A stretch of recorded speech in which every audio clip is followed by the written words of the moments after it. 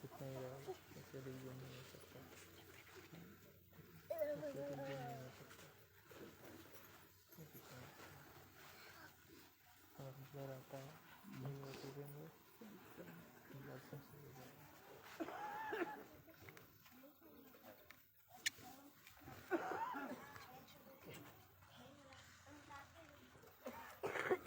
खत्म होने पर यहाँ से काट लो।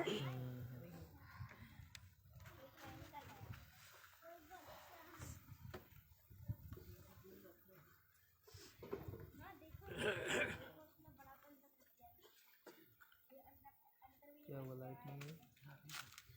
माइक में लाइट नहीं आई? आ गई।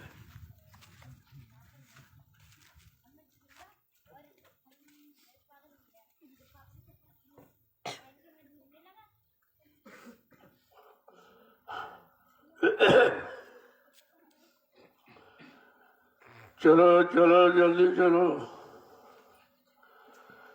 सत्संग का समय हो गया। सब लोग सामने आके बैठा करो। एक एक वचन वाणी को बड़ी सावधानी के साथ सुना करो।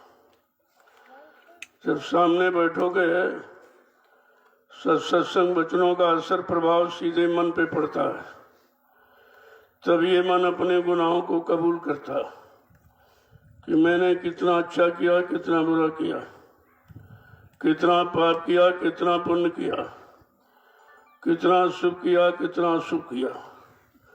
वैसे शैतान मन किसी से मानने वाला नहीं है। इसने बड़े बड़े ऋषि मुनियों को, योगियों को, महर्षियों को, ब्रह्मचारियों को धराशायी कर दिया। ऐसा ये शैतान मन हमारे सबके मनुष्य मंदिर में रह रहा है। हमने आपने न आज तक इसको निकाल पाया है, न इस पर कोई नियंत्रण कंट्रोल ही कर पाया।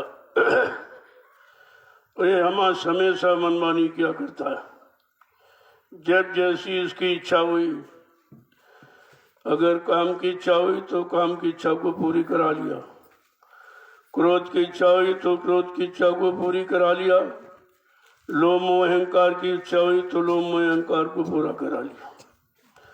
शरीर को साथ में लेकर ये सब कुछ करवाता है।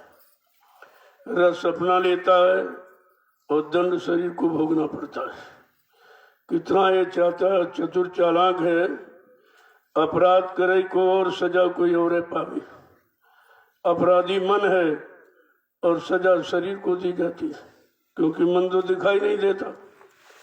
अपराध करने वाला, कराने वाला तो दिखाई नहीं देता, लेकिन शरीर को पीटा जाता है। कैसी विचित्र रचना है ये काल माया की। यही कर्मों का हिसाब और माया का पसार बड़ा ही विचित्र है। इसको सिवा सदगुरु के और कोई नहीं समझ सकता। न ऋषि मुनि योगी समझ पाए, न महर्षि ब्रह्मचारी समझ पाए, न अवतारी शक्तियां समझ पाए, न ज्ञानी विज्ञानी समझ पाए। ऐसा ये विचित्र खेल है काल माया का। और उसी काल माया के देश में हमारी आपकी जीवात्मा फंसी है। ये कैसे निकलेगी, कौन निकालेगा, कौन ले जाएगा, कौन पहुंचाएगा, कौन मालिक से मिलाएगा, ये तो संत महापुरुषों के सिवा और कोई इस राज रहस्य को जानता ही नहीं, क्योंकि जीवात्मा के बारे में कोई जानकारी किसी ने दी नहीं है।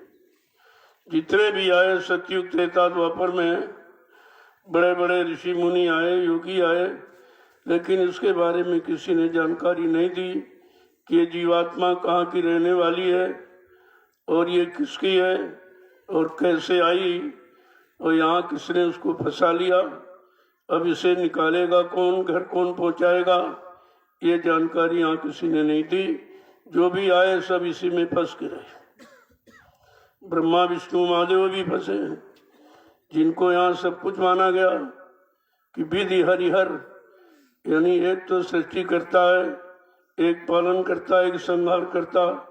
इन तीन देवों को भी ये नहीं मालूम है कि जीवात्मा कहाँ की रहने वाली है। इसलिए जितने आए सभी फंसे ही रहे। जिन पर हमने आपने विश्वास किया, जिनके प्रति आस्था रखी कि ये सब कुछ है, यही सब कुछ देंगे, यही सब कुछ करेंगे, लेकिन ये जानकारी नहीं थी कि इनको कुछ नहीं मालूम है। ये तो केवल संत महापुरुषों को पता है, क्योंकि जिस देश मंडल मुकाम की रहने वाली जीवात्मा है उसी देश राजमंडल से संत महापुरुष आते हैं। उनको मालूम है उसके घर का पता कि वो कहाँ की रहने वाली है और कैसे आई और कैसे यहाँ फंसाई गई। अब इसको कौन निकाल के ले जाएगा, घर पहुंचाएगा, ये केवल उन्हीं को मालूम, किसी को नहीं मालूम। इसलिए जब कलयुग में संत पधारे तब ये रास्ता मिला कि नहीं, हमारी जीवात्मा यहाँ की रहने वाली नहीं है, ये तो काल माया का देश है और हमारी जीवात्मा का सच्चा देश सत्यलोक सचखंड अनामी धाम प्रभु धाम है। वो तो वहाँ की रहने वाली, जब तक वहाँ से कोई जानकार इधर नहीं आएगा तब तक इसको न कोई जगा सकता है, न कोई समझा सकता है, न कोई यादगार करा सकता, न कोई घर पहुंचा सकता है। देखो कितनी ये बड़ी जानकारी जो ये राज सब छिपा रहा, लेकिन संत महापुरुष आए, उन्होंने इस राज रहस्य को खोल दिया, इस पर शब्दों में कह दिया।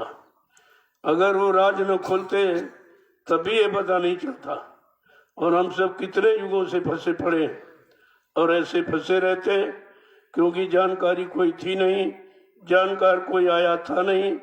उधर से इधर तो न इधर की जानकारी न उधर की, न बीच मंडल मुकामों की जानकारी कोई मिली कि कितने मंडल मुकामों को क्रॉस करके ये जीवात्मा नीचे उतारी गई। ये तो संत महापुरुषों ने जब कलयुग में सत्संग जारी किया, सत्संग के माध्यम से उन्होंने सारी जानकारी दिया, तब ये पता चला कि हम सब परदेसी हैं, हमारा घर नहीं है, हम तो पराये देश में हैं, पराये शासन हुकूमत में, मेरा यहाँ कोई मालिक नहीं है, मेरा कोई यहाँ रक्षक रखवाला नहीं है। ये जानकारी तो संत महापुरुषों ने सत्संग से माध्यम से दिया। इसलिए कलयुग के जीवों को कितना अच्छा अवसर मिला। वैसे तो कलयुग सबसे खराब है, लेकिन संत महापुरुषों ने कहा नहीं, कलयुग समनयान युग जो नर कर विश्वास, कलयुग के समान दूसरा अच्छा युग जीवात्माओं के लिए नहीं है, क्योंकि जो संत महापुरुषों के वचनों पर विश्वास कर ले, उनकी युक्ति पर, उन पर जो विश्वास कर ले तो ये बहुत सरल है। अगर विश्वास न कर पाए और समझ न पाए तो बहुत ही खराब है। क्यों, इसमें तो निकलना मुश्किल है। इसमें कोई स्वच्छता सफाई कर्मों की है नहीं, कोई खान पान अच्छा है नहीं, कोई संग सोबत भी अच्छी नहीं, कोई विचार भी अच्छे नहीं है, तो निकलना बहुत मुश्किल है। लेकिन निकालने वाले जो संत महापुरुष आ गए, इसलिए कलयुग सबसे अच्छा। अब ऐसे सौभाग्यशाली समय में हमें आपको मानव तन मिला है। मानव तन के जानकार संत महापुरुष मिल गए, उन्होंने नाम की युक्ति दे दी। इसी युक्ति का नाम है नामदान। ये युक्ति जीवात्मा को जगाएगी, घर पहुंचाएगी, क्योंकि हम सब जीवात्माओं का आधार नाम ही है। नाम आधार, नाम डोर सत्य डोर को पकड़ा करके सारी रूहों जीवात्माओं को इस मृत्यु लोक मंडल पर उतारा गया था। लेकिन काल माया ने इतनी होशियारी चालाकी की कि धीरज से बहका भरमा करके इसकी नाम डोर शब्द डोर छीन लिया। जब आधार छीन गया तो बेचारी ये क्या कर सकती, बेबस हो गई। अब ना तो वो जा सकती है ना कुछ कर सकती है, बस वही अपने स्थान पर तृप्ति धाम दोनों आंखों के मध्य भाग में बैठी है। जब वो बीच के मंडल में आई तो तृप्ति धाम जहाँ पर मन का स्थान है, वहीं से मन को साथी बना लिया कि चलो हम तुम दोनों नीचे देख के वापस चले आएंगे और बगैर तुमको साथ ले मैं नहीं आऊंगी। ये उसने वादा किया। बस इसी वादे में बेचारी फंसी पड़ी है, क्योंकि मन इधर नीचे उतर गया इंद्री घाटों पर भोगों के गंदा क्षणिक रस लेने के लिए, और वहीं पर फंस गया। अब वो वहां बैठ के इंतजार करती है, अरे भाई मन कब आएगा, कब आएगा, कब वापस लौट के आएगा, कब इसको साथ में लेके मैं घर जाऊंगी, क्योंकि मैंने वादा किया है और वो वादे को भूल गया है। इतना ज्यादा यानी मतलब उसमें विभोर हो गया है भोगों में कि सारी याददाश्त खत्म हो गई कि मैं किधर से आया, कौन मुझके साथ में ले आया था, किसी ने मेरे लिए कोई वादा, कोई संकल्प, कोई प्रतिज्ञा की, ये सब भूल गया। अब धीरे धीरे धीरे धीरे ये जानकारी संत महापुरुषों ने दी। जब जानकारी मिली तब ये होश में आया कि हम सब तो पराये देश में फंसे, हमारा यहाँ कुछ है ही नहीं, हमारा किसी पर अधिकार, हमारा शरीर पर भी अधिकार नहीं, जब चाहता तब छीन लेता है और हम कुछ कह नहीं सकते। और जितने नाते रिश्ते हमने शरीर से बनाए उस पर भी हमारा कोई अधिकार नहीं, उनको जब चाहता तब छीन लेता बिना बताए। किसी की पत्नी छीन लिया, किसी का पति छीन लिया, किसी का बेटा भाई, ये सब छीन लेता है, हम लोग कुछ कर नहीं सकते। लेकिन ये जानकारी संत महापुरुषों ने दी, अरे भाई ये तुम्हारा यहाँ कुछ नहीं, तुम्हारा होता तो तुम्हारे अनुसार जाता आता, तुमसे पूछ के ले जाता कोई, तुम्हारा यहाँ कुछ नहीं है, तुम्हारी सिर्फ केवल चेतन जीवात्मा है और उसके बारे में किसी ने बताया नहीं। जो अपनी चीज थी उसके बारे में किसी ने नहीं बताया। वो तो संत नाते जगत में तो जरमता संसार। अगर संत महापुरुषों का आगमन इस भारत भूमि पर, इस भूमंडल पर न हुआ होता तो हम सब सुरतों रूहों जीवात्माओं को कभी यहाँ से जाने का मौका ही नहीं था। क्योंकि इतने उसने जाल बना रखे, इतना फंसा रखा है और चारों तरफ काम, क्रोध, लोभ, मोह, अहंकार का विकट पहरा लगा दिया। ये इतने पहरेदार जबरदस्त हैं कि एक से हम मुकाबला नहीं कर सकते। तो कितने झंझट में इसको रखा गया, कितने यानी मतलब फंसाने का कितना विकट जाल उसने बनाया। अभी जाल को तोड़ने वाला तो कोई नहीं, जो भी आया इसी जाल में फंस के रहा। लेकिन जब सम्राट दाता दयालु आए तो उन्होंने ऐलान किया कि मैं इस काल के जाल को तोड़ूंगा और जीवात्माओं को निकालकर उनके घर पहुंचाऊंगा। ये वादा केवल सम्राट सदगुरु दाता दयालु का, और किसी ने ये वादा नहीं किया। इतने संत आए सतलोक से, उन्होंने भी इस तरह का वादा नहीं किया। लेकिन सम्राट दाता दयालु जब भूमंडल पर आए अनामी धाम से प्रभु नाम को लेकर के, उन्होंने ये वादा किया है कि मैं काल के जाल को तोड़ूंगा, कलयुग को भगाऊंगा और सतयुग को लाऊंगा। जब कलयुग जब तक भगेगा नहीं, जाएगा नहीं, परास्त नहीं होगा, तब तक उसके जाल से जीवात्माओं को मुक्त कैसे कराया जाएगा। हम सब जीवात्माओं को मुक्ति दिलाने के लिए, उसके जाल से मुक्त कराने के लिए कितनी बड़ी प्रतिज्ञा की, कितना बड़ा वादा संकल्प लिया, लेकिन हम आप उसे समझ नहीं पाए कि ये हमारे लिए वादा हो रहा, हमारी जीवात्मा के उद्धार कल्याण के लिए वादा हो रहा। हम ये कुछ नहीं समझ पाए, जबकि समझाने वाले ने कितना समझाया। इतना समय स्मृत लोक मंडल में समझाने में किसी ने नहीं दिया जितना बाबा जय गुरुदेव जी महाराज ने। उन्होंने 10 जुलाई 1952 से 2012, ये 60 वर्ष का समय हम सब जीवात्माओं को जगाने, चिताने में, होश में ले आने में, सही सच्चे रास्ते पर खड़ा करने में, नाम डोर शब्द रोड पकड़ाने में कितना लंबा समय दिया। लेकिन फिर भी हम आप समझ नहीं पाए, यानी समय को भी खराब किया। न अपनी बात, अपना काम करा पाए, न उनकी बात समझ पाए। तो इससे बड़ा और नुकसान ही क्या हो सकता है। जो काम किसी ने कभी नहीं किया और सब के सब यहाँ 3-3 युगों से फंसे पड़े रहे, उस काम को करने के लिए सम्राट सतगुरु दाता दयालु आए, लेकिन हमने आपने उनको पहचान ही नहीं पाया। जबकि वो आए सर्वप्रथम उन्होंने पहचान ही दी, क्योंकि ऐसा कभी आया नहीं था। ऐसी समर्थ शक्ति ये भूमंडल पर कभी नहीं आई थी जो इस जीवात्माओं के लिए इतना कठिन व्रत वादा संकल्प करती। इसलिए उनको अपना परिचय देना पड़ा कि ताकि ये कलयुग का जीव बेचारा भूल भ्रम में तो वैसे भी फंसा है, कर्मों के जाल में इतना फंसा है तो ये तो समझ सकता नहीं। उनको सब खोल करके कहना पड़ा। खोल कर कहने के बावजूद भी हम समझ नहीं पाए। कहा चलो इसको परिचय दे दें कि तुम्हारे घर से आज तक यहाँ कोई नहीं आया, तुमको लेने के लिए नहीं आया, तुमको जगाने के लिए नहीं आया, तुम्हारी नाम डोर शब्द डोर पगड़ा करके ये वादा करके घर पहुंचाने का कोई नहीं आया। तो उन्होंने जो वादे किए हैं पहले वही हमको आपको समझ लेने चाहिए। वादा तो सच्चा संकल्प होता है कि हम आए वही देश से जहां तुम्हारो धाम, तुमको घर पहुंचाना एक हमारा काम। अपना काम बता दिया कि मेरा एक ही काम, इस मृत्युलोक मंडल पर जितने आए राजपाट धन दौलत मान सम्मान अधिकार के लिए आए, लेकिन मेरा ये काम नहीं है। मैं अपनी रूहों जीवात्माओं सुरतों को जगाऊंगा और इनके घर पहुंचाऊंगा, क्योंकि मैं उसी घर से आया हूं जहां की ये सब रहने वाली है। इतना परिचय तो किसी ने दिया नहीं।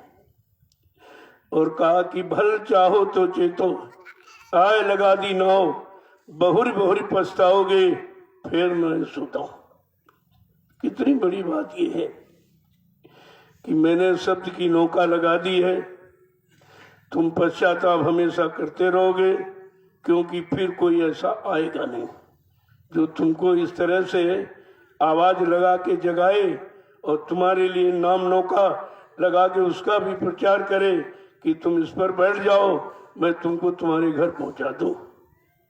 तीसरा वादा क्या कहा कि भव सागर भरमो नहीं, ये प्रताप हमार, अरे निश्चय करके मान ले तो तुरंत उतारू पार। इसमें फिर क्या रह गया था? जो कुछ बचा खुचा था, शंका संदेह, इस तीसरे वादे में तो सब खत्म कर दिया।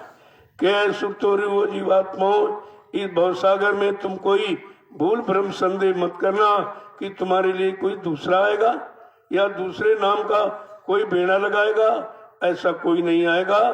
तुम मेरे भरपूर शक्ति का भरोसा करो, मैं तुमको तुम्हारे घर पहुंचा दूंगा।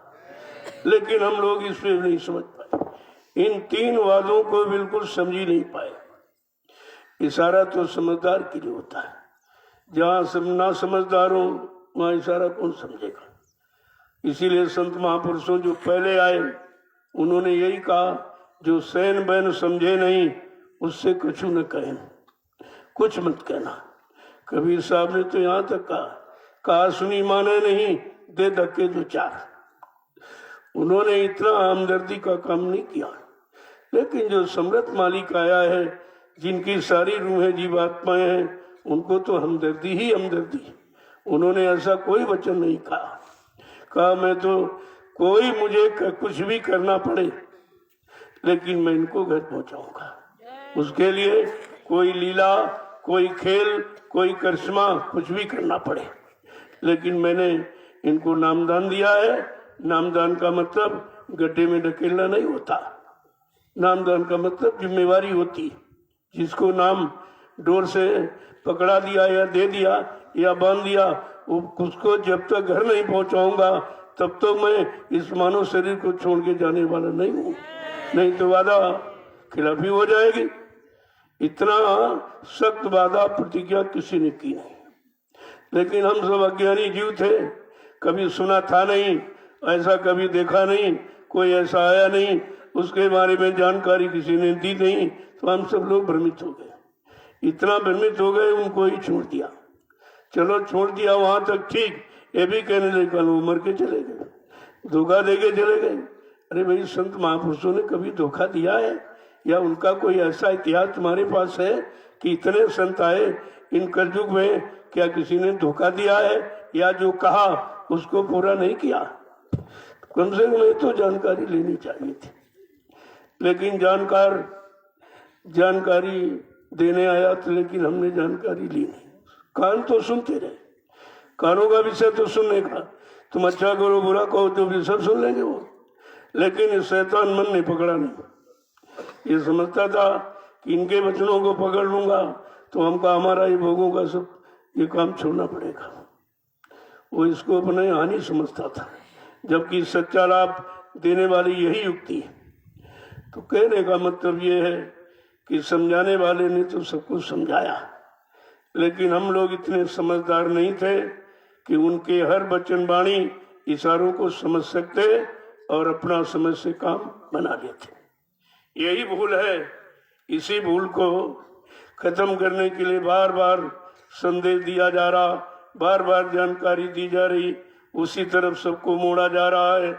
लेकिन हम इतने इधर फंसे हुए हैं कि उसको जो सच्ची अच्छी बात है उसको झूठ समझते हैं, जो झूठ है उसको सच मानते हैं। और यही झूठ को सच मान के पकड़ लिया है। और ये पकड़ तुम्हारी काम आएगी नहीं। जिस किसी को पकड़ लोगे साथ नहीं देगा, चाहे पति हो, चाहे पत्नी हो, चाहे बेटा भाई हो, मतलब यानी जिसको पकड़ोगे वो धोखा देगा, क्योंकि तुम्हारे साथ जाने वाला कोई नहीं। क्यों? हमारी स्थिति आने की अकेले की थी। हम अकेले आए, हम अकेले आए थे और नंगे आए थे, यानी कोई सामान नहीं, शरीर पर कोई कपड़ा भी नहीं था। जब नंगे अकेले आए तो यहाँ हमारा है क्या? इस बात को समझ लेते तो इतनी देर नहीं लगती कि जब नंगे आए, अकेले आए हैं, किसी ने ये व्यवस्था हमारी कर दी है, कपड़ा दे दिया, रोटी मकान और कुछ साथ में पति पत्नी बाल बच्चे जोड़ दिए, चलो किसी तरह ये फंस के रहेगा कैसे? तो उसने तो फंसाने का जाल बनाया, जिसको हमने आपने अपनी जरूरत की चीज समझ ली और इसी को सामान उसका है और हम कह रहे हमारा हमारा है। बस यही धोखा सबसे बड़ा हो गया कि किसी के सामान को हम अपना सामान मान रहे, किसी के दिए हुए सामान को हम अपना सामान माने कि भाई हमारा है हमारा है। हम ये भूल गए कि माँ के गर्भ से हम नंगे और अकेले आए थे। जब यहाँ से चले गए वो सारा सामान ले लेगा। कहा हमारा सामान रख दीजिए, हमारे देश में आए थे, मैंने आपके प्रयोग के लिए सामान दिया, लेकिन तुमने जो दुरुपयोग किया है मैं उसकी सजा दूंगा। जो शरीर का हमने दुरुपयोग किया, झूठ बोला, छल कपट, बेईमानी, व्यभिचार कुपचार, ये सब और गंदा खान पान करके मनुष्य मंदिर को आपने खराब किया, ये तो सजा ही है सब, इसकी सजा अलग दूंगा। इसीलिए इन्हीं कर्मों की सजा के लिए उसने विभाग बना दिए, 4 खाने बनाए, अस्थावर, उस्मत, अंडज, पिंडज और 84 लाख यूनियां बना दी। अब इतने बड़े विस्तार से निकलना बड़ा मुश्किल है। इनमें फंसाएगा, इन्हीं में घुमा फिरा कर रखेगा, कभी पशुओं में, कभी पक्षियों में, कभी जंगली जानवरों में, कभी कीड़े मकोड़ों में, और एक ही योनि में कितनी लाख योनियां हैं। इतना विस्तार उसने बनाया। इस विस्तार को केवल संत महापुरुष ही जानते, और काल के जाल को कोई जानता नहीं है। तो बात तो इसलिए है, एक तो हम जानते नहीं और दूसरा कोई कहे तो उसे मानते नहीं। 2 बीमारी हो रही है, एक तो कुछ नहीं जानते। इस काल माया के देश में है जरूर, रह रहे सब कुछ, लेकिन जानते कुछ नहीं। क्यों? जानते होते तो इसको हम पकड़ते थोड़ी। इस दूसरे के सामान को समेट कर हम अपना समय थोड़ी खराब करते, लेकिन ये जानकारी नहीं बनाए। कहते संत सदगुरु आए, जितने सांसारिक शारीरिक गुरु आए उन्होंने भी इसका भेद नहीं खोला, उनको भी नहीं मालूम था। उन्होंने राजपाट, धन दौलत, मान सम्मान तो दिलाया, पति पत्नी बाल बच्चे सब दिलाया, यानी काल का सामान दिलाया, लेकिन दयाल के सामान की बात उन्होंने कोई बात ही नहीं की उसके बारे में। तो जरा महापुरुषों के वचन सुन लो तो तुम्हें समझ में आ जाए। जय गुरुदेव, जय गुरुदेव, जय गुरुदेव, जय गुरुदेव। नाम किसका? प्रभु का। जय गुरुदेव। नाम किसका? प्रभु का। जय गुरुदेव। नाम किसका? प्रभु का। प्रभु का प्यारा नाम। जय गुरुदेव। समृद्धाता दयालु पूज्य स्वामी जी महाराज, आज के इस प्रातःकालीन नैमिषारण्य की तपोभूमि पर लघु सत्संग में सम्मिलित होने वाले समस्त गुरु प्रेमी आशिक जनों, बड़ा सौभाग्य का समय जीव का होता है, तब ये पावन घड़ी मिलती है जिस घड़ी में हम आप आज बैठे हैं। ये संत महापुरुषों के वचन जो काल माया के देश से बचाने वाले, घर पहुंचाने वाले, ये वचन यहाँ ने क्या किसी ने फरमाए नहीं, क्योंकि जब कोई आया नहीं था तो बताता कौन? अब ये सौभाग्य मिला है तो उसका लाभ उठा लेना चाहिए, क्योंकि ये बार बार समझ इंद्रियों से कुछ भी करोगे उसका फल भोग यहाँ आपको भोगना पड़ेगा। उसके लिए कोई इमारत और नहीं बनी कि वहां जाके आप पे भुगतान करा यहीं पर। इसीलिए उसने ये विभाग बनाए, योनियां जिस्म शरीर बनाए हैं कि कर्मानुसार जैसे जैसे कर्म करोगे इन योनि में आपको जन्म दूंगा, फिर जन्म होगा, फिर मृत्यु, फिर जन्म, फिर मृत्यु। ये सिलसिला कभी बंद नहीं होगा और यही सिलसिला उसके राज को चलाने का तरीका है। अगर ये नहीं करता तो चलाता कैसे? क्योंकि हम फंसते नहीं, और फंसते नहीं तो राज हुकूमत किस पर करता है। तो जब संत सदगुरु आए, सच्चा गुरु जब आया तो उसने ये रास्ता बताया। सच्चा गुरु, सतगुरु, सत माने ईश्वर, ब्रह्मपार ब्रह्म महाकाल, सतपुरुष से मिलाए, दर्शन दीदार कराए, घर पहुंचाए, उसको सतगुरु कहते। गुरु तो यहाँ बहुत आए, लेकिन सतगुरु समय का एक ही आता। सतगुरु है, गुरु बहुतेरे, और बने तो सतगुरु से बने, बिगड़े तो भरपूर। ऐ जीवात्मा सुरतुरु हो, जब कभी तुम्हारी बनेगी तो समय के आए सतगुरु दयाल से बने, नहीं तो बिगड़ जाएगी। क्योंकि और तो सब फंसाने वाले, इधर की तरफ ले जाने वाले, यहीं के कर्म सिखाने कराने वाले। लेकिन समय का जब सतगुरु आएगा वो तुमको निकालने की का तरीका बताएगा और निकालने का संदेश देगा कि कैसे निकलोगे, कहाँ कहाँ फंसे हुए भी जानकारी देगा, वहां से कैसे कैसे निकलोगे वो तौर तरीके सब बताएगा। तो कहा 3 रास्ते।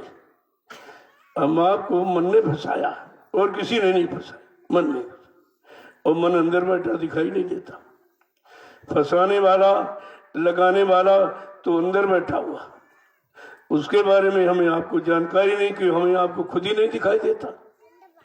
अपना मन होते हुए भी अपने को दिखाई नहीं देता, और कराता है, देखो काम भी कराता है, सलाह भी देता है, अच्छे बुरे पाप पुण्य की, और दिखाई भी नहीं देता। बड़ा अजीबो गरीब खेल है ये सब। इसी खेल को समझना बड़ा मुश्किल है। इसी खेल को समझाने बताने के लिए संत सतगुरु आए, उन्होंने पूरा रास्ता दिया। अब जरा उनके 2 वचन सुन लीजिए तो आपकी समझ में आ जाए कि हमारे लिए कौन आया, हमारी जीवात्माओं के हित कल्याण उद्धार के लिए कौन आया। तो क्या कह रहे हैं? गुरु करो खोज कर भाई, गुरु करो खोज कर भाई, गुरु करो खोज कर भाई, गुरु करो खोज कर भाई, बिन गुरु कोई राह न पाई, बिन गुरु कोई राह न पाई, बिन गुरु कोई राह न पाई, बिन गुरु कोई राह न पाई। अब कहते यहाँ के निकलने का रास्ता और फंसने के जाल दोनों, ऐसे समृद्ध गुरु की खोज करो जो दोनों रास्ते जानता है कि कैसे जाल में फंसे हैं, इन जालों से कैसे निकलेंगे। जो फंसने फंसाने का और निकलने निकालने का दोनों रास्ते जानता है, ऐसे गुरु खोज करो। गुरु को खोज करो भाई, बिन गुरु राह कोई नहीं पाई। वो रास्ता कोई यहाँ पा नहीं सकता, न ज्ञानी, न ध्यानी, न विज्ञानी, न ऋषि, न मुनि, ये नहीं पाए जिनको हमने भगवान कहा है। त्रेता के राम, द्वापर के कृष्ण, उनको भी ये रास्ता नहीं मिला। जीवात्मा के जगाने का, कर्मों के जाल में फंसे निकले कैसे, ये तो रास्ता उनको भी नहीं मिला। आगे समझा के क्या कह रहे हैं कि जग डूबा भव जल धारा, जग डूबा भव जल धारा, जग डूबा भव जल धारा, जग डूबा भव जल धारा, कोई मिला न काढ़न हारा, कोई मिला न काढ़न हारा, कोई मिला न काढ़न हारा, कोई मिला न काढ़न हारा। गुरु करो खोज कर भाई, गुरु करो खोज कर भाई, बिन गुरु राह न कोई पाई। बिन गुरु राह कोई नहीं पाई। कहा बिना सच्चे गुरु के ये सारा संसार भवसागर में डूबता ही रहा, किसी को निकलने का सहारा नहीं मिला, क्योंकि कोई आया नहीं था, निकालने वाला कोई नहीं आया था, फंसाने वाले सब आए। कहते सारा संसार इसी भवसागर की धारा में डूबता रहा, क्योंकि कोई निकालने वाला नहीं आया था। जब निकालने वाला नहीं आया तो निकलेंगे कैसे? और जिनके सहारे हम बैठे वो भी फंसे हैं, जो फंसा वो कैसे निकालेगा? जो अलग थलग खड़ा है वो कोई जैसे दलदल में आप फंस गए, तो दलदल में अगर तुम कोई ताका लगाओगे तो और नीचे जाओगे, क्योंकि पैरों के नीचे कोई ठोस आधार नहीं है, पैर टिकेंगे इसमें। जब पैर टिके नहीं ताकत नहीं लगेगी, ऐसे ताका लगाओगे और नीचे जाओगे। कहते ये भोगों का ऐसा दलदल है, इसमें ऐसा पूरा संसार फंसा हुआ। अब कोई डोरी रस्सी फेंकते, कहते तुम इसको पकड़ लो मैं तुमको निकाल दूंगा। अगर उस पर विश्वास हो जाए और डोरी को पकड़ लो तो वो खींच के आपको बाहर कर देगा, वैसे नहीं कोई निकाल सकता। आगे क्या कह रहे हैं कि जिनके सहारे बैठे वो भी सब डूबे पड़े, वो भी इसी दलदल में फंसे हैं।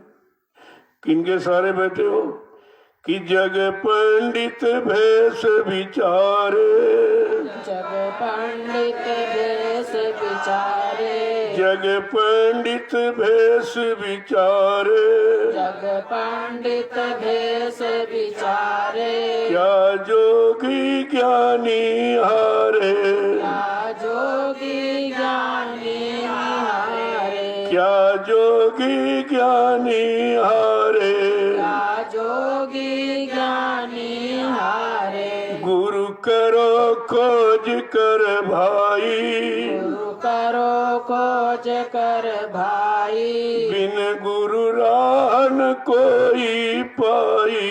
बिन गुरु राह कोई नहीं पाई। आज इतने ज्ञानी ध्यानी थे और ये दाढ़ी बाल, लाल पीला कपड़ा, चंदन बंदन, ये सब भेष वाले, ये भी सब बेचारे हार गए, क्योंकि बाहर में तो था नहीं, वो तो अंदर में है, और ये सब बाहर में भेष बनाते रहे।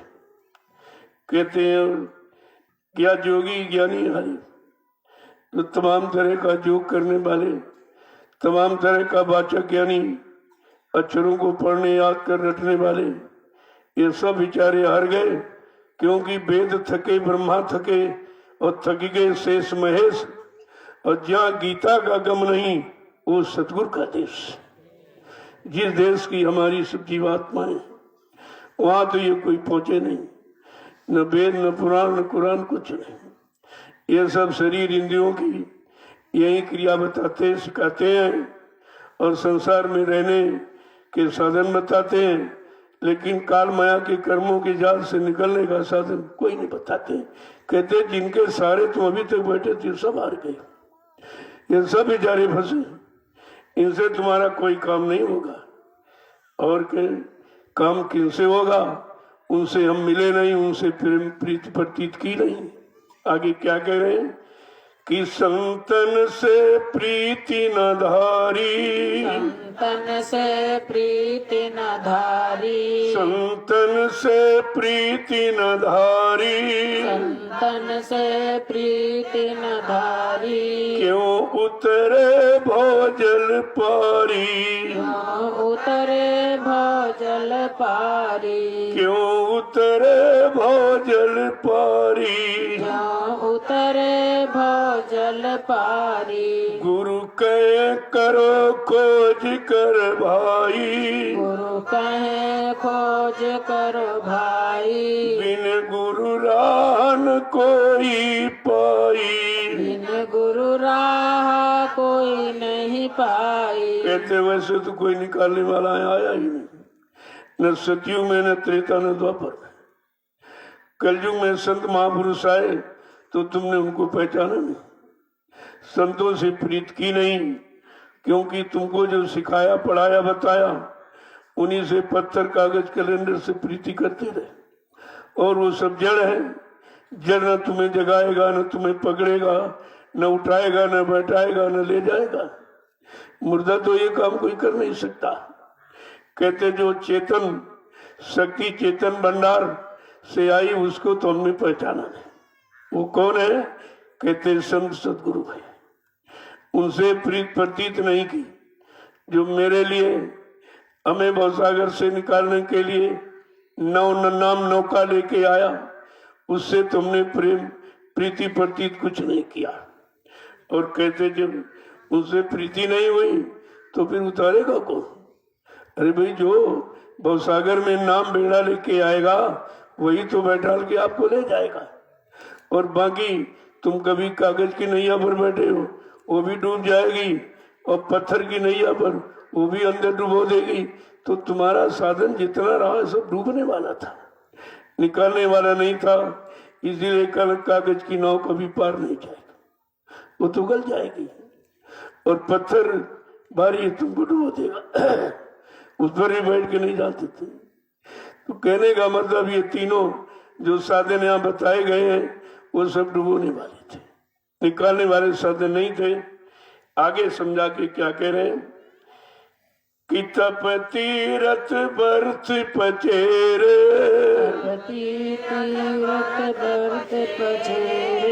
तप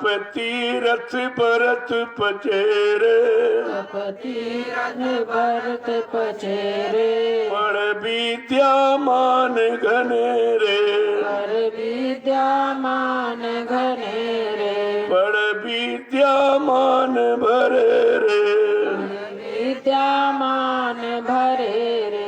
गुरु करो खोज कर भाई, गुरु करो खोज कर भाई, बिन गुरु राह कोई पाई, बिन गुरु राह कोई नहीं पाई। अब जो भारत बाहर में तुम्हें तीर्थ व्यर्थ नाना प्रकार के, जिनमें श्रम समय पूंजी हमने आपने सब खर्च बर्बाद कर दी, मिला कुछ नहीं। वहां भी कोई नहीं बैठा है, वहां कोई बताने वाला, वहां कोई देने वाला तो बैठा नहीं, वहां सब लेने वाले बैठे। तुमसे लेते रहे लेकिन तुमको बदले में कुछ नहीं दिया, और मिला नहीं और फिर भी चेत नहीं पाए। ये सब लेने वाले बैठे हैं, अगर इनके पास होता तो हमसे क्यों लेते? इतनी बात हम नहीं समझ पाए कि लेने वाला दाता होता कि भिखारी होता। ये सब लेने वाले बैठे, हम देते रहे और देकर भी नहीं समझ पाए ये तो हम ही से ले रहे। अगर इनके पास हमसे ज्यादा होता तो हमसे क्यों लेते? यानी जितना मेरे पास उतना भी इनके पास नहीं, तब इनसे उम्मीद क्या रखते हो? और तमाम तरह की विद्या पढ़ी, हिंदी है, उर्दू है, संस्कृत है, अंग्रेजी है, पाली है, ये भाषाओं से भी भगवान नहीं मिलता। वो किसी भाषा में थोड़ी बैठा है कि हिंदी में बुलाओगे, अंग्रेजी में बुलाओगे, संस्कृति में बुलाओगे। अरे भाई उसकी तो ये कोई भाषा नहीं, ये तो तुम्हारी जबान की बात है। अंदर में कहते हो दो भाषाएं, एक दुख है एक खुश है, एक दुखी और खुशी, दो ही भाषाएं। तुम किसी देश विदेश में चले जाओ, अगर वो जवान से बोले तो आप नहीं समझ पाओगे, वो भाषा नहीं समझना। अगर वो रो दे तो समझ जाओ कि दुखी है, और हंस ले कहोगे खुशी है। ये दो भाषा है, ये अंदर में है और ये समान है। किसी देश में कहीं चले जाओ और दो ही भाषा है, और दो ही के लिए हम सब प्रयास करते हैं कि हम सुखी रहें, हम खुशी रहें, हम सुखी रहें, हम खुशी रहें, दुख न हो, गम न हो, तकलीफ न हो। तो भाषाएं तो दो ही अंदर की, और तुम कहीं चले जाइए अंदर की भाषा एक ही है। इसीलिए कहा भाई जात पात नहीं है, कोई भेदभाव छोटा बड़ा गरीब अमीर तुम ये बाहर में सब जोड़ काट रहे हो, अंदर में तो कोई जाति है नहीं। क्यों? मानव जाति स्वतः एक जाति है। भाई मनुष्य में कौन सी जाति? पशुओं में तो दिखाई देती, ये घोड़ा है, खच्चर है, गधा है, ऊंट है, हाथी, ये तो दिखाई दे रहा, लेकिन मनुष्य में कौन सी जाति दिखाई देती? इसलिए महापुरुषों ने कहा अरे भाई भूल भ्रम अज्ञानता को दूर कर, मानव स्वतः एक जाति है, और मानव जाति के नाते हमारा एक मानव ही धर्म है, और इन मानव जातियों में एक ही जीवात्मा है, इन जीवात्माओं का मालिक एक ही है। तुम कहाँ यहाँ दुविधा में फंस गए हो? जात पात पूछे नहीं कोई, हरि का भजे सो हरि का भजे। क्या भक्त भगवान की कोई जाति है? गुरु शिष्य की कोई जाति है?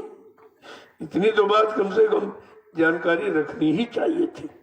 लेकिन हम संत दरबार में जाकर भी अभी ये पाखंड से अलग नहीं हो पाए।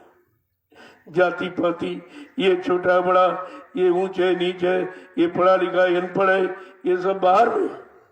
अंदर में तो जीवात्मा कोई पढ़ाई लिखाई तो अंदर में है नहीं। अंदर में जीवात्मा की कोई जाति नहीं, न जीवात्मा की जाति न परमात्मा की जाति। और वो दो ही सत्य है, बाकी सब झूठ है।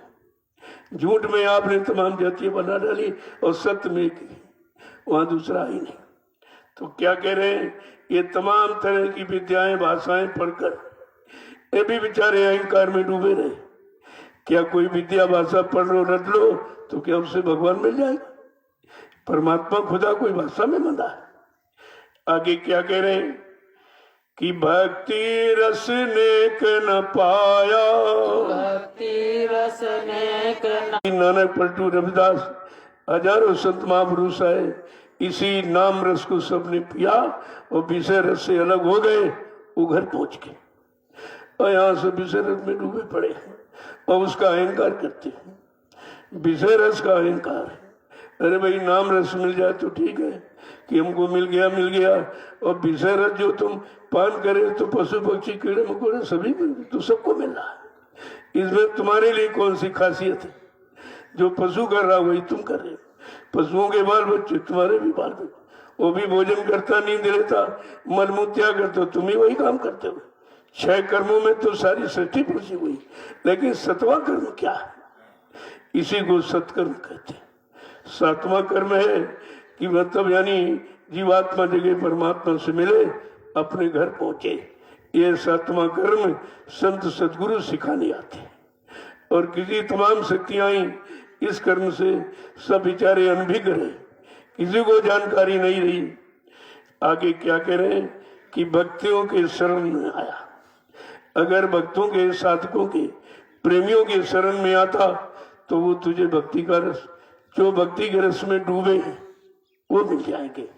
तो तुमको भी डुबो देंगे, तुमको भी भक्ति रस का पान करा देंगे। मीरा ने यही तो कहा था, साध संग बैठे बैठे लोक लाज खोई। जो बाहर का कवर था, खोल था झूठा, वो साधकों की, भक्तों की, प्रेमियों की संगत में बैठकर मैंने सब खत्म कर दिया। साध संग बैठे बैठे लोक लाज खोई। अब तो बात फैल गई जाने सब कोई, और मेरे तो सतगुरु दयाल दूसरों नहीं कोई। एकदम सब स्पष्ट कर दिया। इतना जब पक्का संबंध होता है तब कुछ मिलता है। अभी तो हम तमाम रिश्तों नातों को पकड़े बैठे, तमाम काल के सामान को पकड़े बैठे, उसी को अज्ञानता भूल भर सपना मान रहे हैं और उसी की तैयारी में भी लगे हैं। और मिल जाए, इधर से आ जाए, उधर से इनका भी ले लो, उनका भी ले लो। इसके अलावा अभी भक्ति रस की तरफ तो कोई ध्यान नहीं। जब विषय रस से मन अलग होगा और नाम की चाट लगेगी उसको, जब नाम रस चाटेगा तब ये फिर उधर कभी नहीं जाएगा। क्योंकि ये अमृत है, वो विष है। विष अमृत में तो बहुत फर्क है। आगे क्या कह रहे हैं कि गुरु से भक्ति का भेद न जाना, भक्ति का भेद न जाना, भक्ति का भेद न जाना, भक्ति का भेद न जाना, गुरु को सत्पुरुष न माना, गुरु को सतपुरुष न माना, गुरु को सत्पुरुष न माना, गुरु को सतपुरुष न माना, गुरु करो खोज कर भाई, गुरु कहे खोज कर भाई, बिन गुरु राह न कोई पाई। बिन गुरु राह कोई नहीं लोगों पाई। जितना बखान कर रहे हैं ये बगैर सच्चे गुरु के मिलने से तभी होगा। जब सच्चा सदगुरु मिलेगा तो सच्ची जानकारी मिलेगी, तब ये झूठ का पसारा हम समझ सकेंगे। कहते हैं भक्ति का भेद में जाना, क्योंकि यहाँ तो 9 भक्ति 9 प्रकार की भक्ति बताई। भगवान राम ने जब सबरी के आश्रम में गए और सबरी का प्रेम भाव भक्ति देखा तो खुश हो गए। पहले तो लोग समझते थे जंगल में बड़े बड़े आश्रम ऋषि मुनियों के थे, सबको अहंकार था कि भगवान तो मेरे अच्छे आश्रम में आएंगे, और सबरी तो छोटी जात की है और ये पत्तों की कुटिया वहां कहाँ जाएंगे, वहां तो कोई बैठने रहने का आस्था नहीं। लेकिन मतंग ऋषि जो सबरी के गुरु थे, देखो गुरुवाणी कभी झूठ नहीं होती, उन्होंने कहा सबरी एक दिन तेरे घर भगवान राम चल के खुद आएंगे। ये गुरु का वचन उसको याद रहा और उसी गुरु वचन की याद में 12 वर्ष बिता दिए उसने। जब मतंग ऋषि ने कहा तभी नहीं पूछा भाई किस दिन आएंगे, कौन तारीख बता दीजिए, मैंने कुछ नहीं पूछा, क्योंकि अनुचित उचित विचार तज्जे पाले पित बहन। गुरु के वचनों में उचित अनुचित नहीं होता, उसमें कोई प्रश्न कोई शंका संदेह बोल भ्रम नहीं होता है। जो कह देंगे वो तो पत्थर की लकीर है, अमिट है वो। तो मतंग ऋषि ने कहा सबरी एक दिन तेरे घर भगवान राम आएंगे। देखो गुरु के वचन में कितना बड़ा विश्वास है। ये कहते हैं विश्वास पात्र। जब इस तरह हम आप बन जाएंगे, गुरु के प्रति इतना विश्वास हो जाएगा जैसे सबरी को था, और उसने 12 वर्ष इंतजार किया। कोई शंका नहीं, कोई भूल भ्रम नहीं, गुरु के वचनों में कोई शंका नहीं किया। 12 वर्ष इंतजार किया और इंतजारी का फल मीठा होता है। और भगवान राम आए।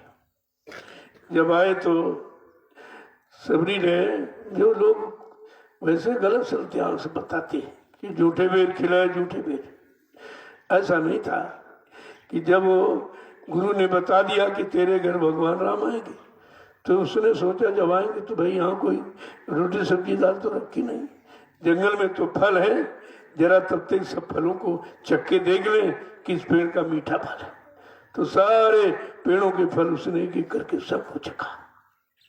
जब देख लिया कि इसका मीठा है तो वो मीठे वाले पेड़ के फल ले आए। जब रखे ला करके तो सबरी का आनंद प्रेम, ऐसी निश्चल भक्ति देखकर भगवान राम खुश हो गए।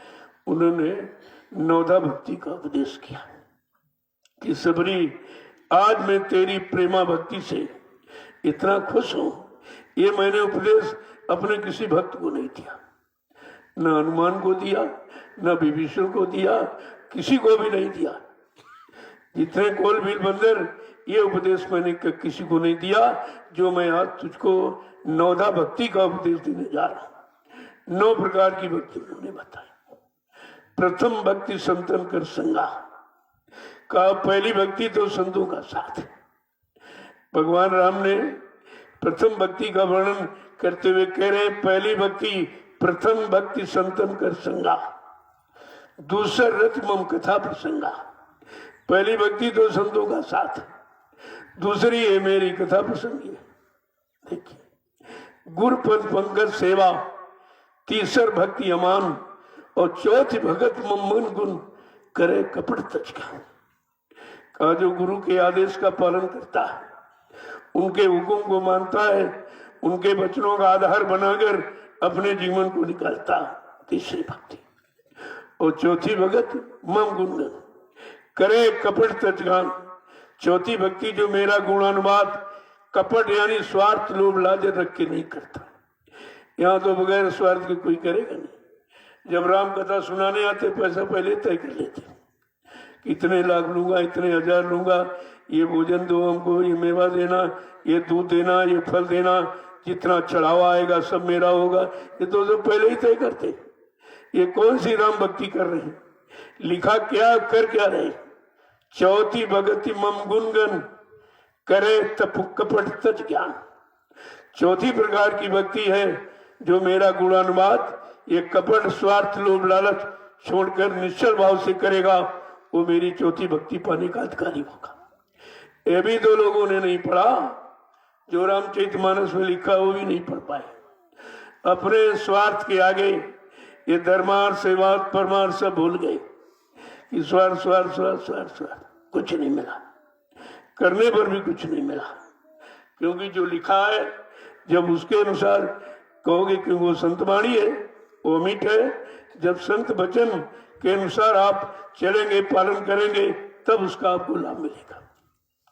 वो कहते कि पंचम भगन सुबेद प्रकाश, पांचवी भक्ति है भजन। पांचवी भक्ति भजन है जो मेरे नाम का स्मरण करेंगे। ये राम ने क्या कहा, जो मेरे नाम का स्मरण करेंगे सुमरण करें, ये पांचवी भक्ति। पहली भक्ति का संतन का साथ, संतों की संत पहली भक्ति, उनसे जो रास्ता मिले वो पहली भक्ति। और हमारी तो ये पांचवी भक्ति है। पांचवी भक्ति पंच भौतिक शरीर से जो करोगे तो पांचवी भक्ति शरीर की है, आत्मा के लिए नहीं बताया कि आत्मा की कोई भक्ति है, कहते नहीं। और खटदम शील विगत बहुकर्मा, कहते छठी भक्ति क्या, शील क्षमा संतोष मेरा विवेक। ये अगर ये तुम्हारा जिसके अंदर है वो छठी भक्ति पाने का अधिकारी है। और यहाँ तो शील क्षमा संतोष मेरा विवेक है नहीं, उसकी जगह काम करो लोभ मोह अहंकार भरा हुआ, तो वो भी भक्ति पाने का अधिकारी कोई नहीं बन पाया।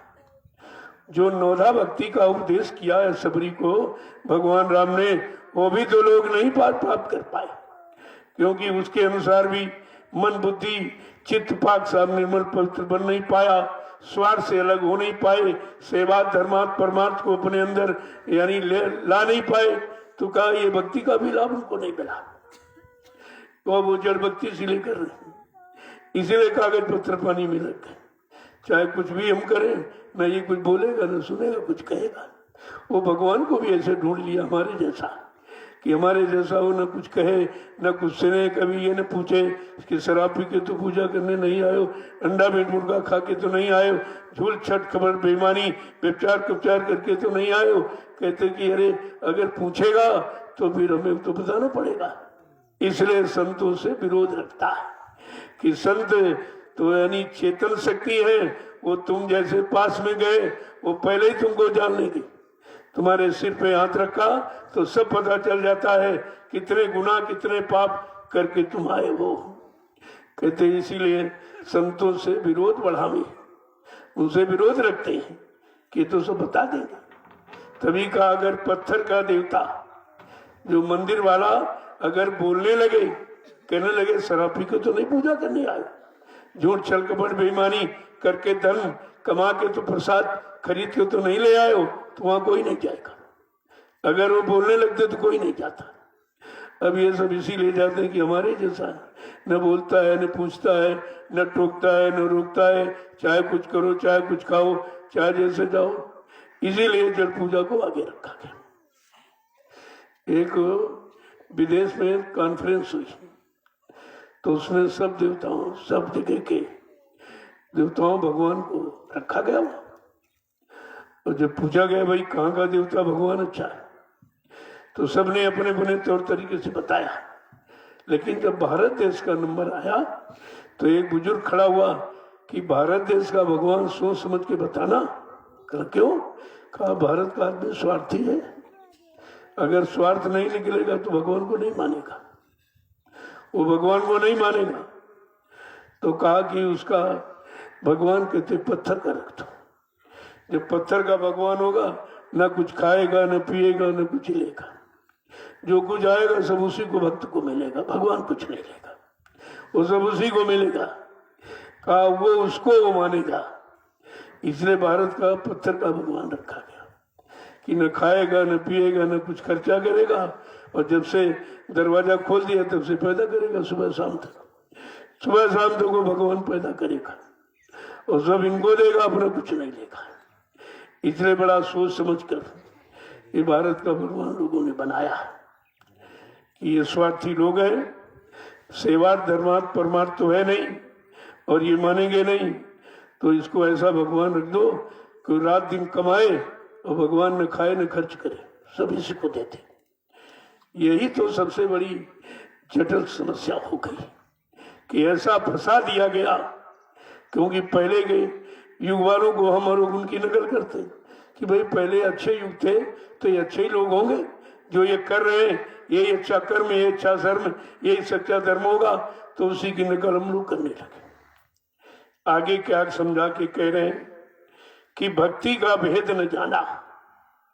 अब ये 9 प्रकार की तो नौदा भक्ति है, और कह दे 3 तरह की, और अविरल और अनपावनी और अभेद शक्ति। ये संतों ने 3 भक्ति बताई कि अविरल भक्ति, अभेद, कोई भेद नहीं, कोई जात नहीं, कोई पात नहीं, कोई छोटा नहीं, बड़ा नहीं, गरीब नहीं, अमीर नहीं, हिंदू नहीं, मुसलमान नहीं, स्त्री नहीं, पुरुष नहीं, कुछ नहीं। भक्ति करने का अधिकार सबको है। बात शरीर की नहीं है, बात आत्मा की।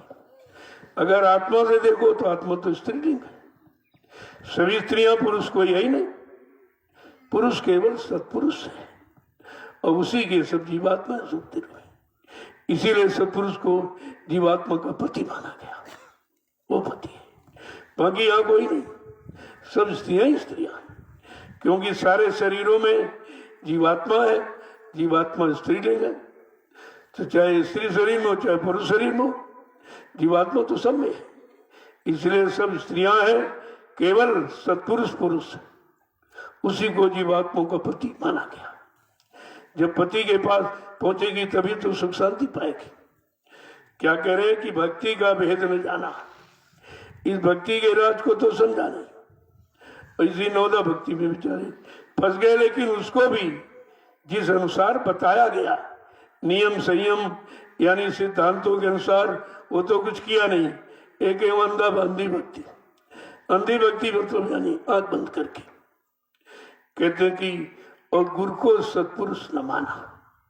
जो समृद्ध गुरु भूमंडल पर आया उसको सत्पुरुष माना नहीं, अपने जैसा माना कि हमारे जैसे 2 आंखें 2 कान है, 2 टांगे हैं, मतलब 2 पैर हैं और 2 हाथ हैं, यही अपनी जैसी शकल मानकर भूल भ्रम में रह गए। उसको ये नहीं माना कि ये सत्पुरुष है। सत्पुरुष का रूप तद्रूप लेकर ये भूमंडल पर आए हैं हमारी आपकी जीवात्मा को जगाने के लिए। अगर मनुष्य शरीर धारण न करते तो हम आप उनकी बोली भाषा नहीं समझ पाते। मान लो अगर पशुओं में आते तब भी आप नहीं समझ पाते, पक्षियों में आते तब भी बोली नहीं समझते, और कोई शरीर न धारण करते और बोलते तो तुम कहते भूत प्रेत आ गया। तो समझता कैसे जीव।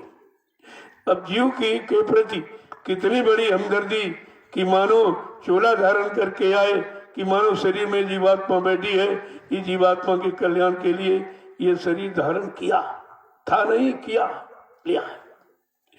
कहते कि ऐसे समृद्ध सदगुरु को सत्पुरुष नहीं माना। आगे क्या कह रहे हैं कि गुरु सबको पार लगावे, गुरु सबको पार लगावे, गुरु सबको पार लगावे, गुरु सबको पार लगावे, जो जो उन चरणन को ध्यावे, जो उन चरणन को ध्यावे, जो जो उन चरणों को ध्यावे, जो उन चरणों को ध्यावे। गुरु करो खोज कर भाई, गुरु करो खोज कर भाई, बिन गुरु राहन कोई पाई। बिन गुरु राह कोई नहीं पाई। कहते हैं सदगुरु सबको पार लगाने आए। ये शब्द केवल सदगुरु के लिए लागू, सबको पार लगाए। जो जो उनकी शरण में आवे, जिन्होंने उनके चरण का सहारा लिया, चरणों को शरण को पकड़ लिया और वचनों को अपना लिया, उन सबको पार लगाना। कहते किसी को नहीं छोड़ेंगे। अब इसमें कोई जात पात नहीं कि भाई छोटी जात को नहीं पार लगाएंगे, बड़ी जात को लगाएंगे, हिंदू को नहीं मुसलमान को लगाएंगे, पुरुष नहीं स्त्री को, ऐसा कुछ नहीं। कहते वो सबको पार लगाना, क्योंकि जीवात्मा सब में है और जीवात्मा को भवसागर से पार, उस पार सत्य देश पहुंचाने के लिए आए हैं। इसलिए कहते वो सबको पार लगाना। जो जो उन चरण को ध्यावे, जिन्होंने उनके चरणों को पकड़ लिया, अपना मान लिया, अपना सबको न्यौछावर कर दिया। क्या कह रहे हैं कि गुरु से तू बेमुख फिरता, गुरु से तू बेमुख फिरता, गुरु से तू बेमुख फिरता, गुरु से तू बेमुख फिरता, मन के नित सन्मुख रहता, मन के नित सन्मुख रहता, मन के नित सन्मुख रहता, मन के नित सन्मुख रहता, गुरु करो खोज कर भाई, गुरु करो खोज कर भाई, बिन गुरु राह न कोई पाई। बिन गुरु राह कोई नहीं कहते पाई। हैं, सच्चा रास्ता दिखाने वाले संसद गुरु, उनसे ये विमुख रहता है। ये तो निंदा आलोचना बुराई में फंसा पड़ा, जो गुरु का आदेश नहीं है। गुरु का आदेश है कि किसी की निंदा न करना, न सुनना, न उसके पाप के बोझे से दब जाओगे। आदेश तो ये है। अब गुरु के आदेश को नहीं मानता, अपनी मनमुक्ता में, अपने गरुड़ गुमान घमंड में इसकी निंदा, उसकी बुराई, उसकी गंदगी सब समेट के लिए बैठा है। जो गंदगी समेट के बैठा है, क्या उसमें खुशबू निकाल सकता हो या दे सकता किसी को? निंदा आलोचना बुराई करने वाला न कि स्वयं अच्छा अपने मन को बना सकता, न दूसरे के मन को ठीक कर सकता, न अपना कल्याण कर सकता है, न दूसरे का कल्याण कर सकता है।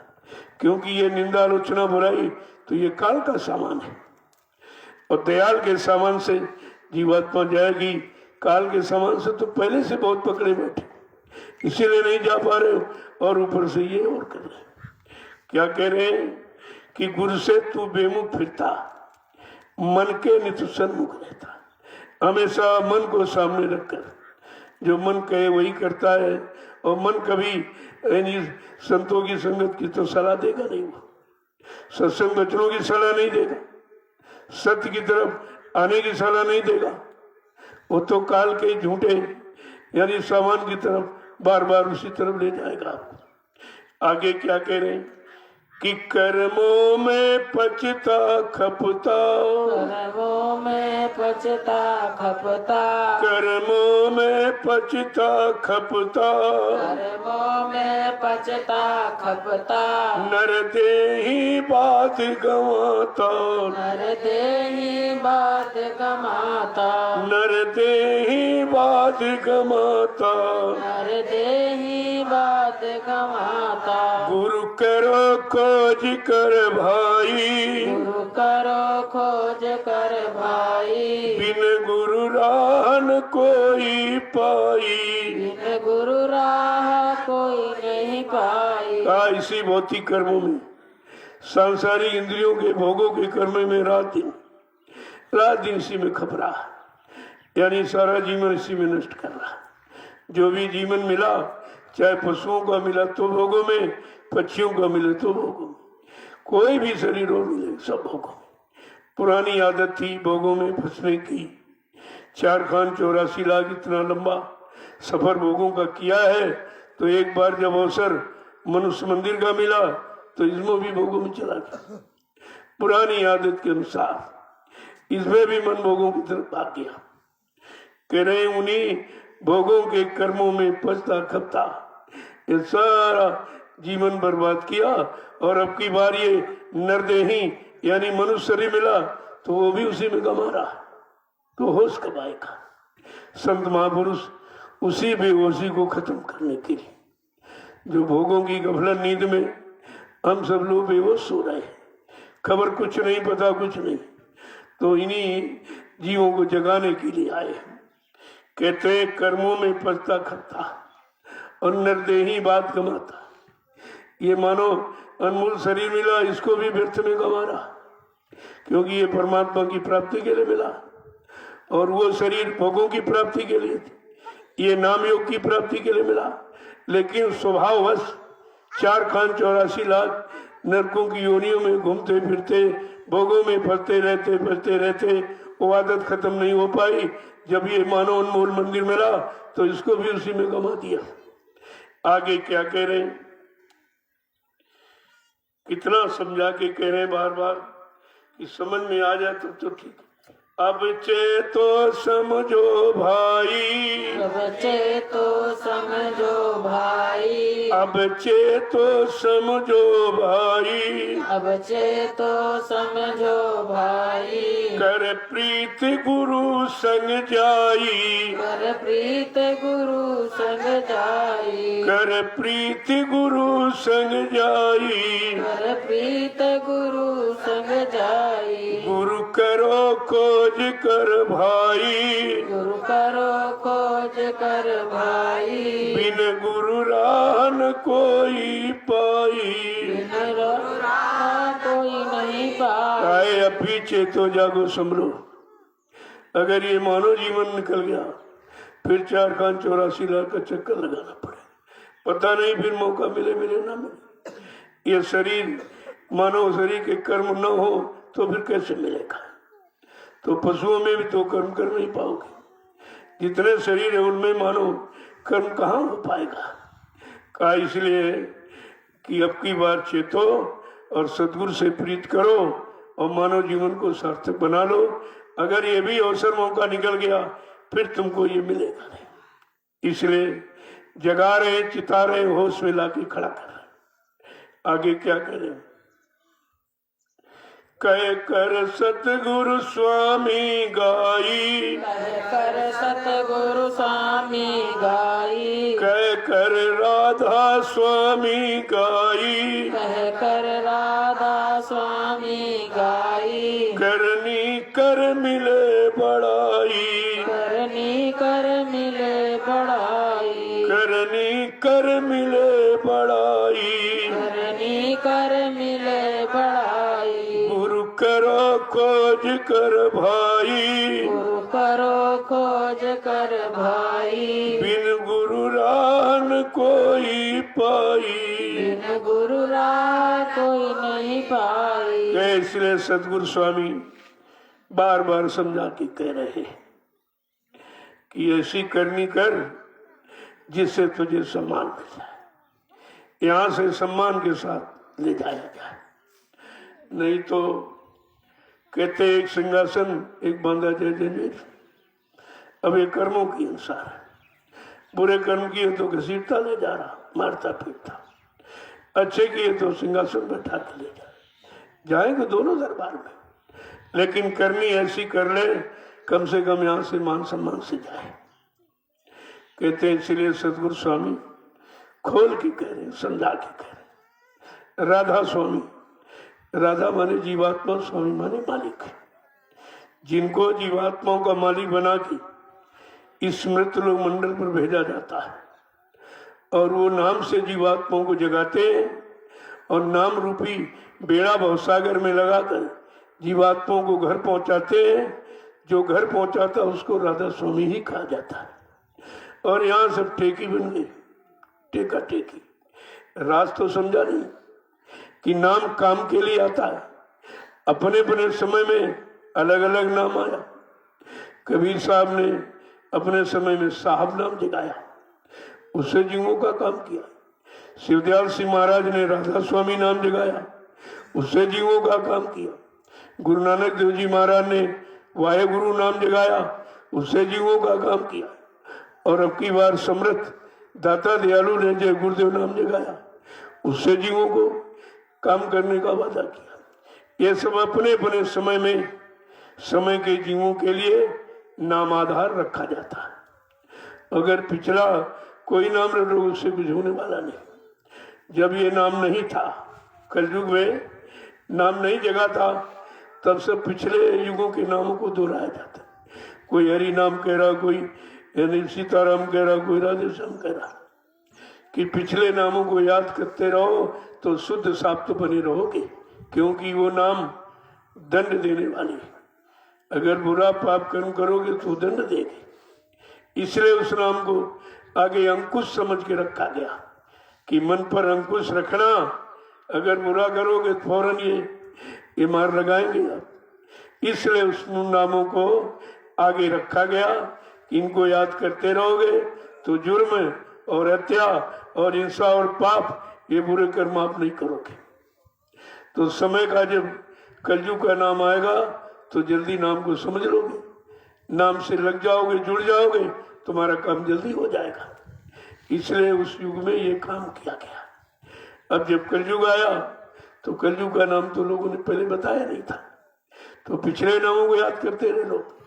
लेकिन संत गोस्वामी जी महाराज जब आए तो उन्होंने इशारा, वैसे सतगुरु का इशारा तो सबने किया है, कबीर साहब ने भी इसी सतगुरु का इशारा किया है, लेकिन गोस्वामी जी महाराज ने बिल्कुल खोल कर कहा कि गुरु बिन बहुनी तरह न कोई, जो विरंच शंकर सम हुई।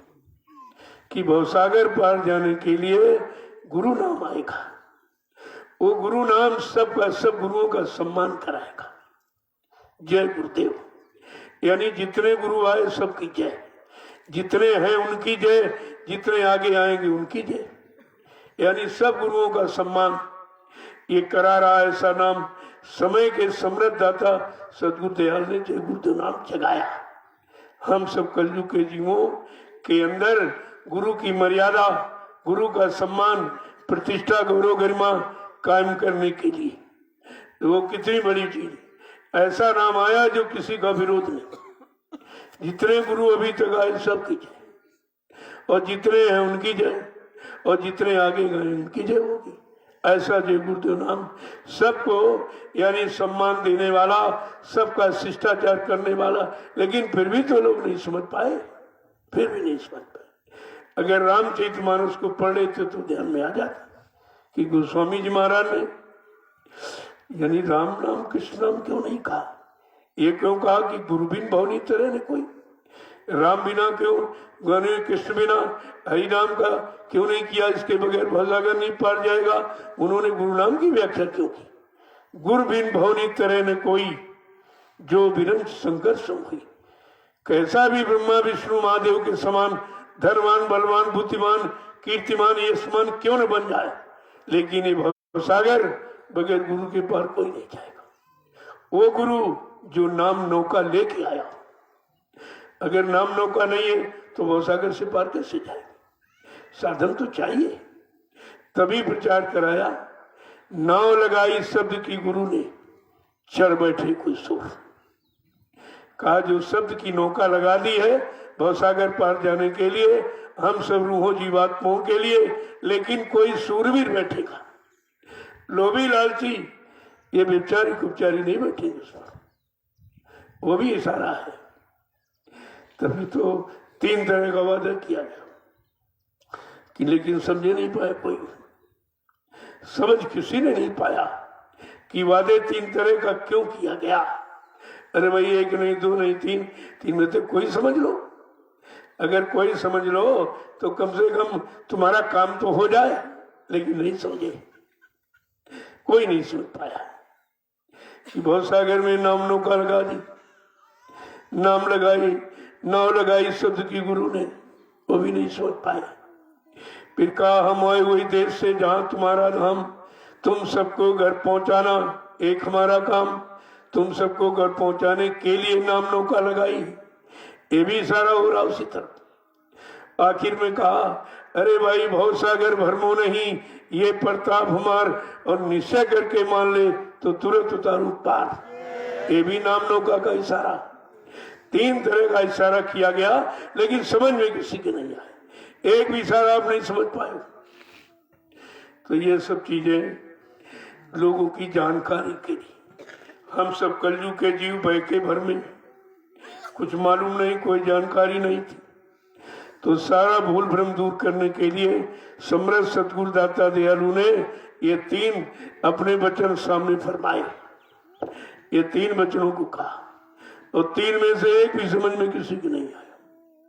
अगर एक भी समझ लेते तो कम से कम अपने काम में तो लग जाते आप, और काम हो जाता।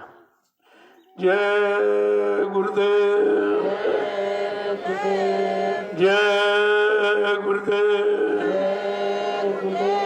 जय गुरुदेव, जय गुरुदेव। नाम किसका, जय गुरुदेव नाम किसका, प्रभु का प्यारा नाम। जरा खड़े हो जाइए तो आप लोग।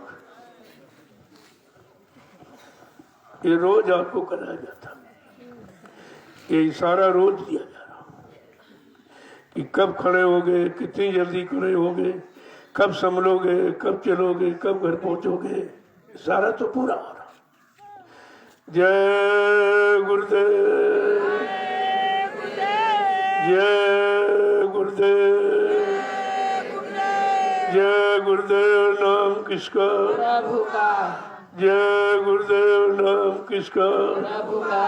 प्रभु का प्यारा नाम। जय गुरुदेव। जोर से बोले, जय गुरुदेव। सब मिल बोले, जय गुरुदेव। बोलना होगा, जय गुरुदेव। अभी से बोले, जय गुरुदेव। दुख दर्द हरेंगे, जय गुरुदेव। सब कष्ट मिटेंगे, जय गुरुदेव। सुख शांति भी देंगे, जय गुरुदेव। सबके दाता, जय गुरुदेव। सबके मालिक। जय गुरुदेव। प्रेम से बोले, जय गुरुदेव। ये नाम नहीं इंसान का, नाम है प्रभु का। ये काम नहीं इंसान का। ये काम है प्रभु का। देखो समय का जगाया कलयुग का, हम सब कलयुग के जीवों के लिए समृद्ध सतदाता सतगुरु दयाल ये जय गुरुदेव नाम जगाया है।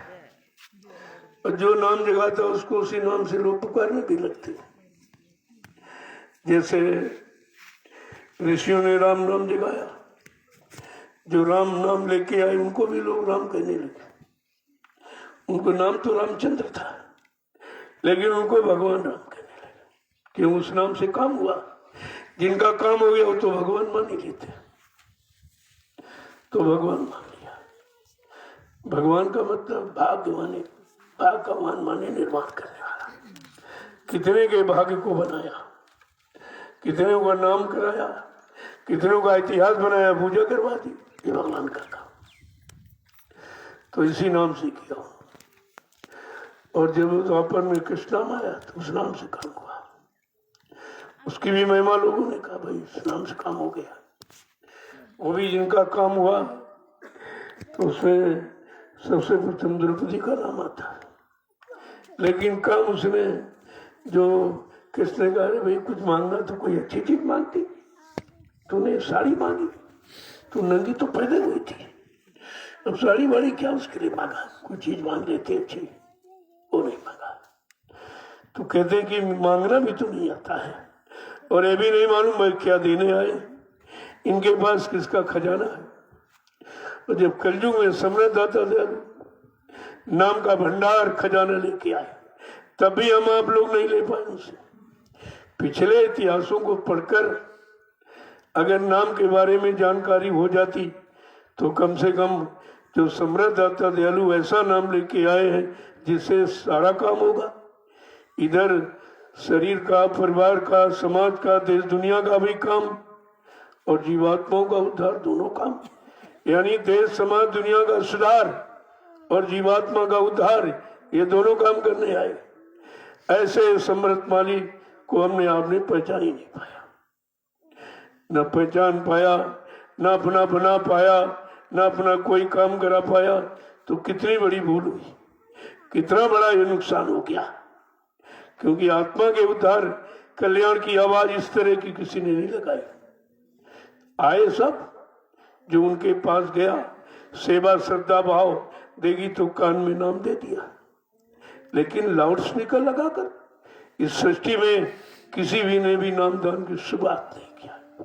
ये पहली पहचान है समृद्ध दाता दयालु की, इतनी बड़ी शक्ति, इतना बड़ा भंडार लेके आए कि लाउड स्पीकर लगाकर कि सबको नाम सुना दिया जाए। क्योंकि जीवात्मा तो सब में, पेड़ों में भी है, पक्षियों में भी है, कीड़े मकोड़ों में भी, इतने जीव, यहाँ सब ऐसे माइक्रोस्कोप से देखो पूरा जाल दिखाई देता, छोटे छोटे कीटाणुओं। जीवात्मा तो सब में है।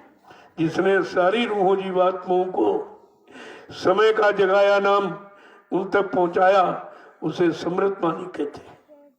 ये भूमंडल पर किसी ने नहीं किया, लाउड स्पीकर लगाकर ये नामदान किसी ने नहीं दिया।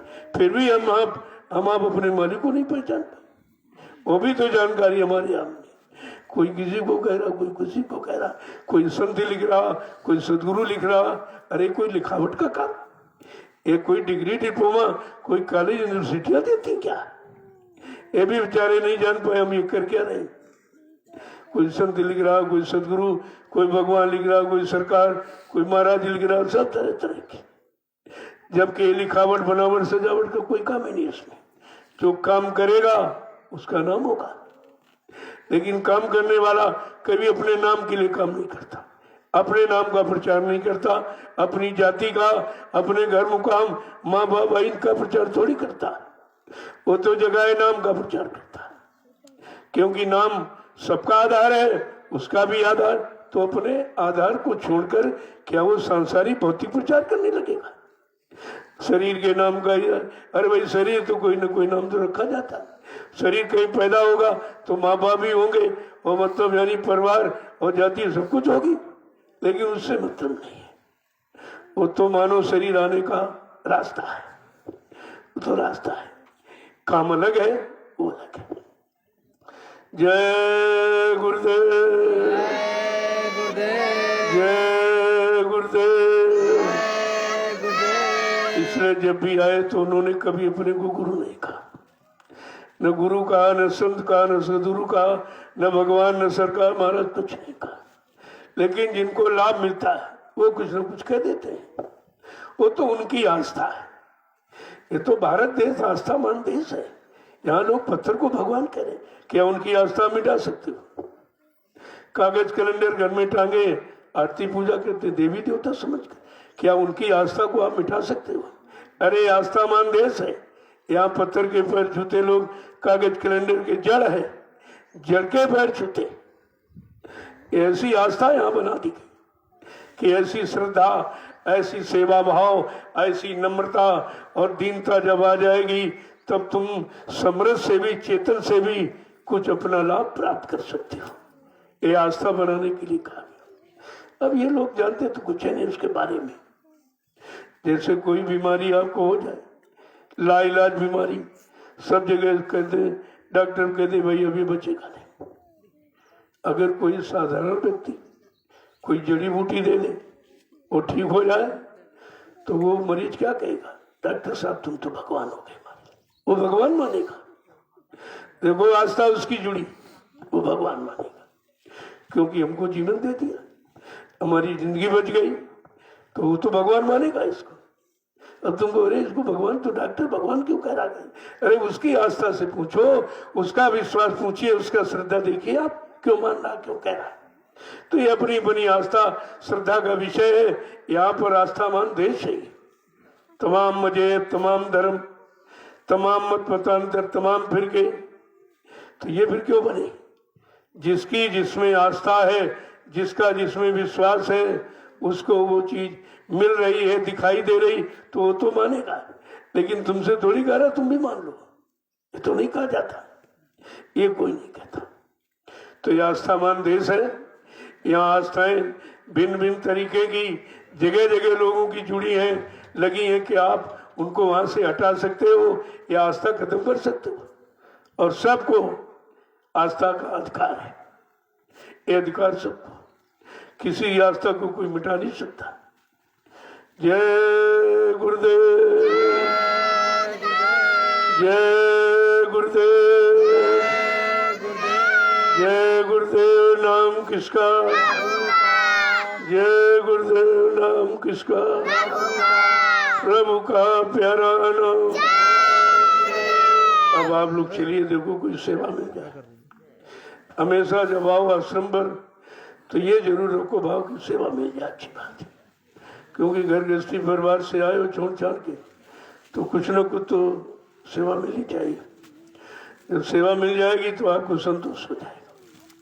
सेवा से ही कर्म करते हैं, इसलिए संत महापुरुषों ने अपने अपने जीवों के कर्म भोग के उतारने के लिए सेवा का आधार रखा। वो अपने अपने समय में रखा है। किससे किसके कैसे कर्म है ये तो जानकारी है नहीं किसी को, उनको सब जानकारी है। इसीलिए उसी तरह की सेवा का आधार बना देते हैं कि चलो भाई इनका ऐसे काम हो जाए, ऐसे काम हो जाए। ये संतों की महिमा है।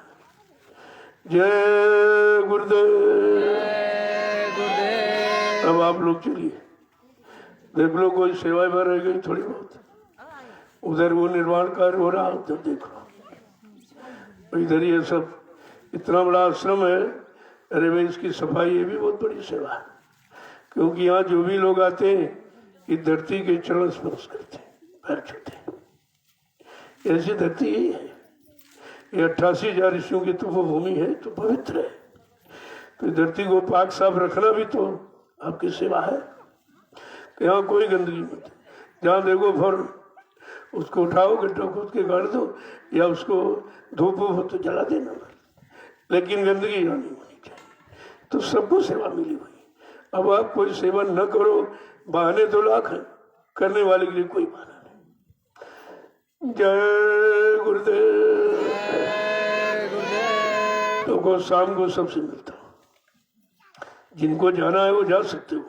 शाम को आपसे मिला था, आपका दर्शन किया, आपको प्रणाम किया, आपको प्रसाद मिला, तो खंड हो गया, अब तो आप जा सकते हो। और शाम को फिर मिलूंगा। तो बीच में ये कुछ नहीं, इस समय आप, अरे वो समय सेवा में लगाइए, जो इधर उधर जागने तागने में खर्च करते, कोई ना कोई सेवा करो आप, तो उससे कोई ना कोई कर्म कटे, कुछ लाभ मिले आपको, तो फायदा क्या इसका है। यहाँ आए हो तो कुछ ना कुछ करो जरूर। कोई चीज देखो बिगड़ रही फौरन, ये थोड़ी कोई कहे तब तुम ठीक करो। देखो भाई कोई चीज बिगड़ रही, अगर जानते हो तो फौरन उसको ठीक कर दो। जब बिना बताए जो करो वो सेवा होती, वही गुप्त सेवा मानी जाती, उसका सबसे बड़ा लाभ होता है। और कोई कहे तब करो तो आदेश पर कर रहे हो, तो आदेश पर से तुम कुछ नहीं करते, तो उसमें सेवा में कटौती हो जाती। ये सब चीजें समझ के आपको करना चाहिए। जय गुरुदेव, जय गुरुदेव। देखो ये मिट्टी की सेवा आप कर रहे थे, वैसे देखने में तो मिट्टी है, लेकिन इस मिट्टी पर कितने लोग बैठ के भजन करेंगे, कितने बैठ के सत्संग सुनेंगे, सेवा करेंगे, ये लाभ कहाँ रखा।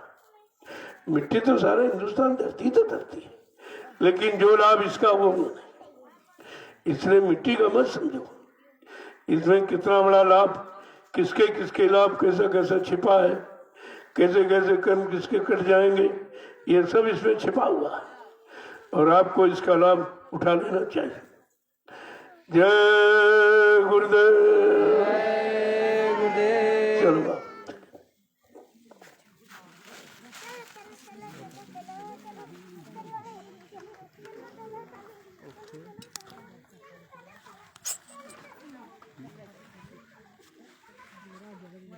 हो गया, बीच में से काट देंगे, फिर यहाँ पे म्यूट वगैरह सब बता देंगे।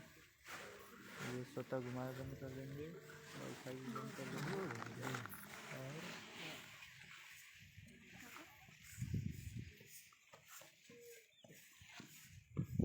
म्यूट करें, इसको बता दें दोनों को। चाबी मिलेगी 3% चाबी से, तुरंत इस टाइम